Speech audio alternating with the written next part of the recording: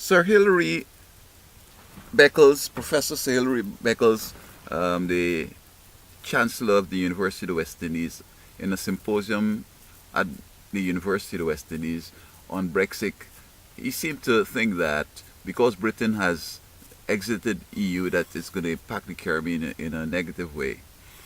And I don't agree with him because there's other disciplines which I'm sure he isn't familiar with that would help him to understand this issue better. Just as Dr. Rodney, they went to Britain and studied, and apparently they have succumbed to the cartwheels that the British people were doing with their hands, and so they're sort of flabbergasted and coming up with all kind of issues, showing that Britain is mightier than I think that it really is in many of these instances. And if I were to use an illustration, there was a fast bowler in the 60s from Guyana. He was destroying every opposition wicket to the West Indies, and they were playing a series against Britain, and they went to function, and he is boasting to the captain, Clive Lloyd, that he met Professor Bowling, and he assured him a different way of bowling, such that he's going to be able to do better than he has done. And they told him, look, you've practiced all off season this thing that you're doing. Why are you going to tweak it to what this professor says? Maybe after you finish this series, then you probably could try that for the next preparation and see if it doesn't work for you. But he just was convinced that this professor was so objective and would help him that he succumbed to his influence. And the first over he bowled, it was so expensive that he was removed from the bowling roster and he never played again. So it seems as if studying in Britain and the culture, etc., these Caribbean scholars usually lose their minds. If I could throw in Dr. Williams also, because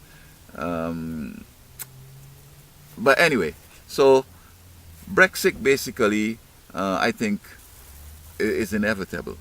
Now, I'm going to make another video, but showing that this fear of Brexit is kind of sort of prejudicial. There are other areas that you could have looked at and compared them and see what his position was.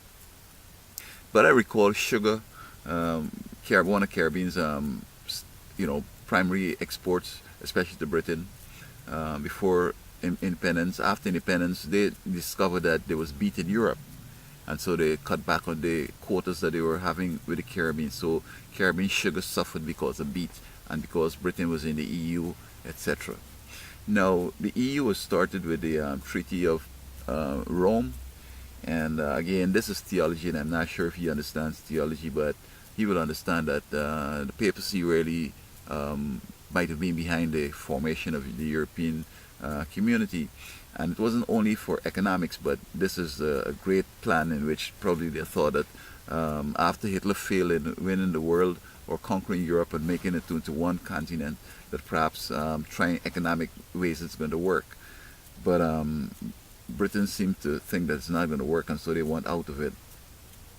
But the scripture predicts in the future that each one of these European important nations, not say Ukraine and others that are coming in, but the Germanic peoples that overthrew the Roman Empire, they're going to be independent, because in the days of these kings, the scripture says, Jesus will come and set up his kingdom.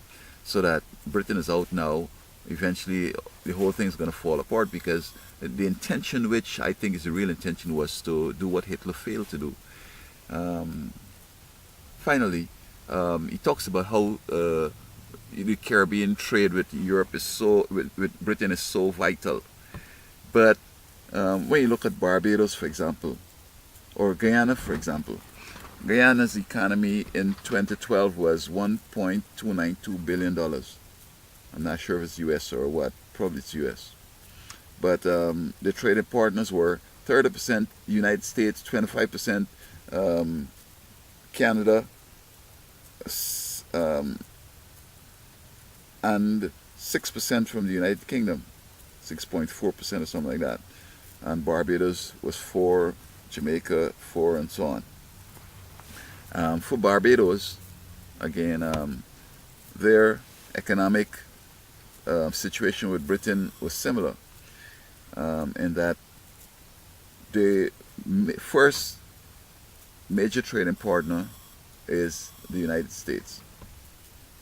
And secondly, it was, I think it's Canada. And then Britain coming in far last. And I'm not sure really how this is going to impact it. Britain coming out, whether it's going to diminish or whether it will increase. But this is inevitable. And it might, he talked about the comparative advantage long ago with the Caribbean. But what he failed to remember is that Britain and most of these white countries basically do not want the third world to really develop and challenge them, as it were. Maybe they'll go to the place where they want to challenge them. So they keep holding back technologies and other things to keep them in a position where they can't really go to the next level. Now India is forcing it, and India is moving up a little bit, but still they have them down as a third world country. So I'm not sure if BREXIT is that significant in relationship to the Caribbean. One, because it's inevitable. Two, joining the EU, Britain cut back on its quota agreements with the Caribbean and used BEAT. The Treaty of Rome wasn't about economics, but straight up what Hitler failed to do: world domination, Europe, uniting Europe, and then the rest of the world going to unite, and so to bring back probably the Roman Empire. And the trading partners, basically for these nations, it's not that significant in relationship to the United States and Canada and amongst the Caribbean. So I think that this symposium, maybe they could have looked at other things, how to really develop Caribbean ingenuity and try to start maybe a revolution as in India, and start manufacturing things, even if it's just to sell amongst the in the region.